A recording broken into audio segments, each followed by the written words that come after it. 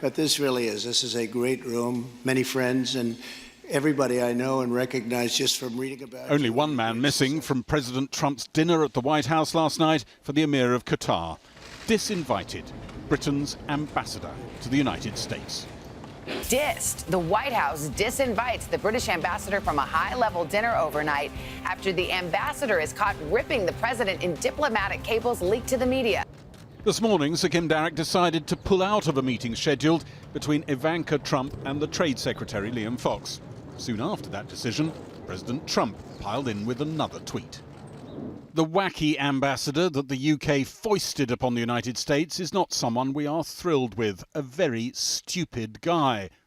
He should speak to his country and Prime Minister May about their failed Brexit negotiation and not be upset with my criticism of how badly it was handled. I told Theresa May how to do that deal, but she went her own foolish way, was unable to get it done. A disaster. I don't know the ambassador, but have been told he is a pompous fool. Kim Darroch and the President in happier times.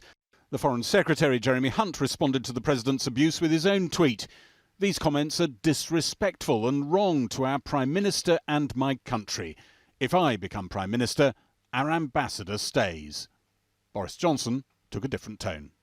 Is he right to criticise, though, the current Prime Minister and also the way that the Brexit negotiations have been handled so far? It's not. Look, I've myself have said some pretty critical things about the Brexit negotiations so far, and you know, I wouldn't. That's one of the reasons I'm standing tonight. The President first tweeted an attack on Theresa May last night, saying what a mess she and her representatives have created on Brexit. The good news for the wonderful United Kingdom is that they will soon have a new Prime Minister. That only 1 month on from his London trip when he sang her praises. Perhaps you won't be given the credit that you deserve if they do something, but I think you deserve a lot of credit. I really do. I think you deserve a lot of credit. The United States and the UK have all had ambassadors kicked out of countries by hostile, unfriendly governments, but to have this level of unfriendliness and insults between, two closest allies in the world is really unprecedented. Does it tell us how shallow perhaps the relationship is with this president and this country, and whatever words he uses on a state visit don't mean much? No, I disagree that the relationship is shallow. I think the relationship is very deep and enduring. I think it tells us how shallow this president is. If you were giving advice to the British Foreign Office scratching its head now wondering how it should respond, what would your advice be? My advice would be take a deep breath and let this play out for a couple of days. The president is easily distracted and this may blow over quickly. Short attention span may do it. Exactly.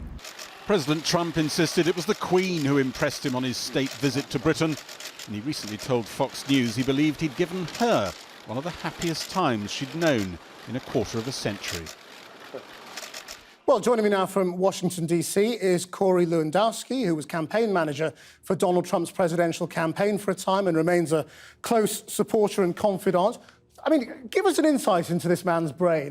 What on earth does he think he's doing, attacking his closest ally like this? Well, I think what we've seen from the time that he came down the escalator until today is that this president is a great counterpuncher. And when someone attacks him, he does not let it go unanswered or unresolved. But Theresa May what didn't we have attack seen, him. and what you failed to mention, is that the information that precipitated all of this was because of the cables and the disrespect that your ambassador to the United States showed this president, and this president responded in kind. But Theresa Can May you imagine didn't for attack 1 him. second? Just hold on a second. Theresa May didn't attack him. Theresa May is the Prime Minister, I and she said understand that. these emails, which are perfectly normal diplomatic emails, exactly the same as the American diplomatic service sends to your president, were the view of the ambassador, not of the country. What doesn't he understand about the way diplomacy works? Look, I think Theresa May should have recalled Kim immediately upon those cables being leaked. They were over the top, they were outrageous, they were disrespectful, and they were not professional. And look, they make Britain look bad for the relationship that we need to continue to have. That's exactly what diplomats do. They were highly professional? That's entirely what diplomats do. It's exactly what American diplomats do. Can you imagine for 1 second? America didn't recall its ambassadors, did it, when American cables were leaked by WikiLeaks? Should it have done? If Woody Johnson, the ambassador of the United States to the UK, said the exact same thing about the Queen, you'd be up in arms and you'd be asking the president to recall Woody from his post. It's not the Queen. The difference now is that you have an election in 2 weeks. You have an election in 2 weeks, and what you will see is that your country is going to move in a different direction. I believe that Boris Johnson is going to be the next prime minister, and he's already been very clear that Kim will no longer continue to hold his position in the United States if he is elected. And I think that's a good step to refresh and resolve this conflict that we now have before us because of the leaked cables that your country put out. Do you not realise that Boris Johnson called Donald Trump stupefyingly ignorant? Oh, I understand there's a new opportunity when you have a new prime minister. And I understand that every time a new election takes place, there's an opportunity to have a different relationship. Look, if you would have told me 3 years ago that the President of the United States' closest relationships would be with Abe of Japan and Macron of France, I would never have believed it. But they found a way to work together, even though many times they fundamentally disagree on issues, because that's the mutual respect they have for each other. And so I think the country of the UK is going to have a unique opportunity in 2 weeks when they elect a new prime minister and send a new representative to Washington, D.C. So do you think the United States should have recalled its ambassador to the UK when those, some would say outrageous communications about the British government were leaked by WikiLeaks 8 years ago or 9 years ago, whenever it was, that called into question serving British ministers? Was the United States outrageous in those days? Look, that was under the Obama administration, yeah, so I don't have any recollection of it. Well, you didn't know about it. So, that's the trouble, isn't it? A lot of you don't know what you're referring to. I'm referring to today. Look, I'm referring to today, and we're supposed to have this amazing relationship between these two important superpowers, one of which I thought was such a great trip that the president just had to the UK just a month ago. Exactly. And I thought by all accounts Britain it was out well the red done. Carpet. It was well paid a rehearsed. lot of money, but then to and then see this is these how cables, you repay it. No, look, you're misinterpreting. We didn't put the cable out. This cable came from the UK Nobody back put the cable out. from the UK Prime Minister. The cable was a private cable. Well, how did it get out? Because we didn't have access to it. Did you leak it? Look, I'm not in the business of leaking things. That's not what I do. And so what we have is your ambassador's own words used against him. When the president responds, you seem to be outraged that the president had the opportunity to respond to this gross criticism, which is highly unprofessional, highly inappropriate. That same information could have been communicated in a more professional manner. Maybe that's just the way you talk, but then don't be having false outrage when the president responds about the particular individual. Do you think that Donald Trump knows about Boris Johnson calling him stupefyingly ignorant? And do you think he would still... I have no idea if the president knows that. I mean, do you think he would still think of him as a great friend if he knew? You know, I don't know what the president thinks. I don't know if he's familiar with those comments at all. I wasn't familiar with the comments, but if that's what he said, then if and when he is elected Prime Minister of the UK, I'm sure he and President Trump can have a conversation about it if they deem it to be important. I mean, it's not an election, but that's another matter. Corey Lewandowski, thank you very much indeed for joining us. Well, joining me now from the House of Commons is the independent MP Nick Boles. Now, he's demanded an apology from President Trump over what he called a disgraceful and offensive attack on Her Majesty's government. I don't know whether you heard the President's associate, Corey Lewandowski. He is close to Donald Trump, we know that. What do you make of the American attitude? Well, I think that what we have to understand here is that the job of diplomats is to provide confidential briefings to ministers and prime ministers and presidents about the governments of the countries that they're in.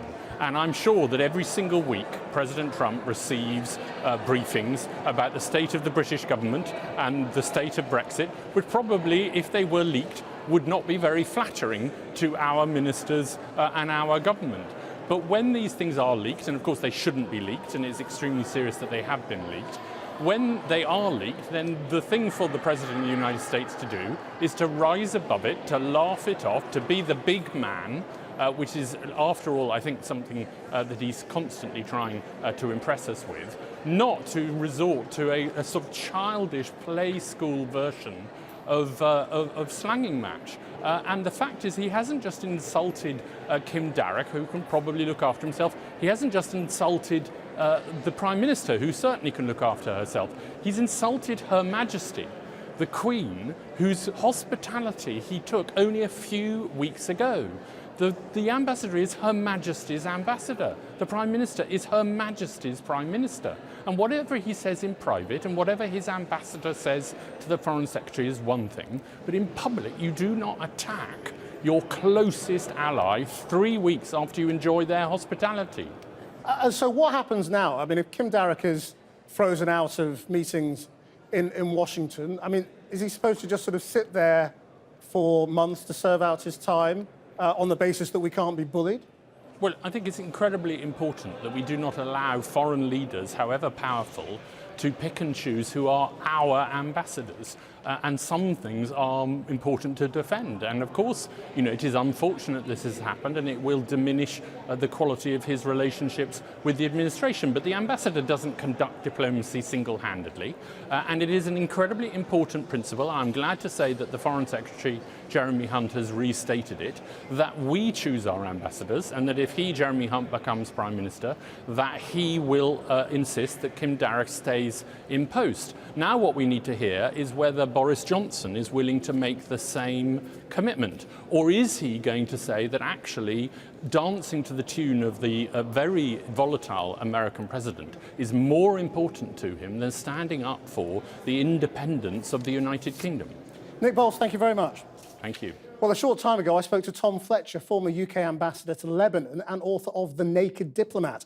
And I asked him if he thought this would change how ambassadors behave. Well, I think there was already an erosion of that line between public servant off camera and minister on camera. That was happening anyway, and mainly as a result of social media. You have ambassadors out there in the field with huge social media profiles of their own, sometimes actually larger than ministers. So there was already a kind of fluid approach. I hope that ambassadors won't stop being incredibly candid, honest, in the way that Kim Darroch was in his telegrams. It would be a great shame to lose that. But if there's now a good chance that your telegrams will either be leaked or hacked by a foreign power, are you going to be as candid? There's definitely an increased risk, but it's not the first time it's happened. You know, previous ambassadors in Washington had telegrams leaked. There was one about Barack Obama being too aloof and so on. It was manageable. We all moved on. A couple of days, an apology. WikiLeaks, you know, the largest release of these sorts of cables ever. But the difference this time is Donald Trump's reaction, isn't it? That's the point. I mean, because he's now taken it seriously. He hasn't risen above it, and he's now tweeting like crazy. Yeah, so fortunately for us, Kim Darroch is a fairly thick-skinned ambassador. He's a brilliant ambassador, but he can take it. He's quite resilient. Unfortunately for us, the President of the United States is not so thick-skinned, and we're dealing with, let's say, a more fragile personality in the White House. It didn't need to escalate today. It could have been calmed down. Everyone was working very hard to do that. And it's unfortunate that he's taken it in this direction with a very personal and unusual attack on an individual. But what does that tell you about the way Trump sees Britain? So it's a very transactional relationship. I think he does a lot to build leverage before doing deals. You know, you only have to read one of his books to see that. I think it suggests he doesn't necessarily read a lot of his own telegrams because he shouldn't be surprised that this is the kind of the work an ambassador does, to speak candidly about what's going on in the country they're serving. I think he clearly enjoyed the state visit, which incidentally Kim Darroch delivered very professionally for him, despite it being very controversial here in the UK. But his Twitter is way beyond the ambassador, Kim Darroch. It's very insulting of Theresa May, calling her foolish. It does go beyond the normal bounds of diplomatic convention, but we shouldn't be so surprised. We're not the first to get this. We won't be the last. There's a sort of showbiz, panto element to the tweeting. But this hasn't happened with America and Britain before, has it? I mean, that kind of... Let's not pretend this isn't a good day. This has been a rough day, and tomorrow will be another rough day. Who knows what will be issuing from the presidential Twitter later on. But the relationship itself is resilient. And I'm sure, by the way, that Kim Darroch is getting huge numbers of messages from professional bits of the US system saying, stay calm, write it out, we're still allies, the friendship is intact. So are you saying that fundamentally that this doesn't really change anything long term? It depends the extent to which you think this president really drives the wider relationship and wider American policy. There were two schools of thought, really, about how you handle this president in the White House. Either you just try and keep it all calm and just ignore all this stuff, or you face up to it. And I think what we've seen, one of the encouraging things we've seen in the last 24 hours is the PM spokesman coming out strongly in defence of our ambassador, the British ambassador, appointed by Her Majesty the Queen and not by President Trump. You've seen ministers, Alan Duncan in the House, Jeremy Hunt has just come out very strongly as Foreign Secretary. So I think we're standing up collectively in a robust way, and I think he needs to hear that. Thank you very much. Thank you.